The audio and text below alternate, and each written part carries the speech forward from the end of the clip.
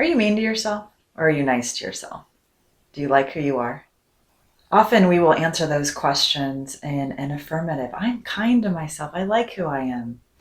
Let me ask you two other questions. You float back across the course of the past several days or weeks.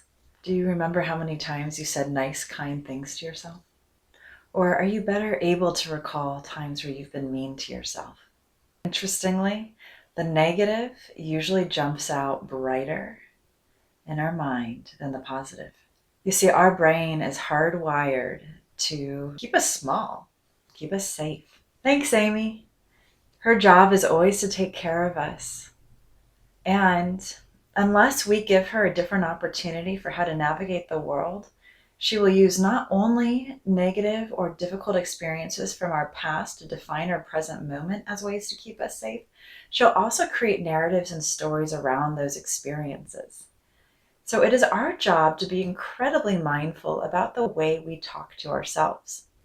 Unfortunately, because humans are hardwired to have what's known as a negativity bias, we not only look out for the difficult things in our day-to-day life, we also think difficult thoughts and have many criticisms or painful emotions that travel through our days with us.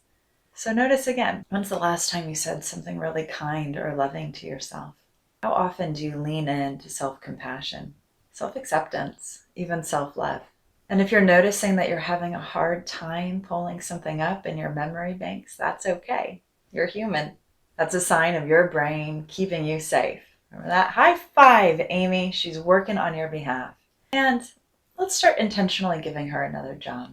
One of my favorite ways to do this is to first engage in what's called CPR for the amygdala.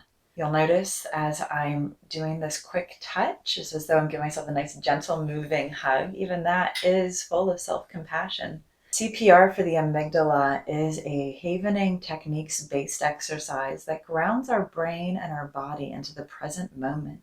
It reminds us to be connected to the here and now, in part because this gentle, soothing touch releases serotonin, GABA, as well as oxytocin into our brain and our body.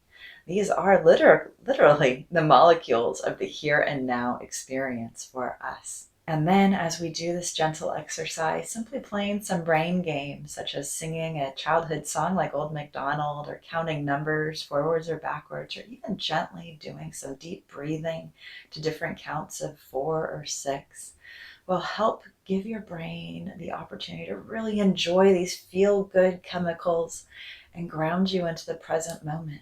Why does that matter? Well, when we start going down those pathways from the past, our amygdala loves to source up all the times we've ever felt something similar to the negative experience. It's as though she's reminding us of all the ways we need to stay safe out there in the world. But she doesn't know that in the here and now, we're literally okay. You're watching YouTube. Our goal is to let our amygdala know that we are safe here right now. And so once we've calmed her down with CPR for the amygdala, we've also linked a video to do a guided exercise that utilizes CPR for the amygdala below. Then we want to do everything we can to build a new neural pathway to encourage a warm, fuzzy blanket of safety. And doing that looks like finding a positive experience in the world around you that is tied to a time when you've been kind to yourself, when you've intentionally connected inward and said, hey, self, you're doing okay, in a way that is positive or self-strengthening. So I'd like to invite you now to find one of those times. And guess what? If one isn't immediately available, simply find a moment of gratitude. It could be for a fresh cup of coffee, sunlight on your face, a beautiful flower or a butterfly, and breathe into that experience and connect into it. Because that in of itself is self-love and self-care. You're practicing presence. And the next time you find your little friend, the amygdala, showing up and saying some less than kind things, take a moment, do that CPR for the amygdala, calm her down, and with intention, reconnect with you with loving kindness. You deserve it.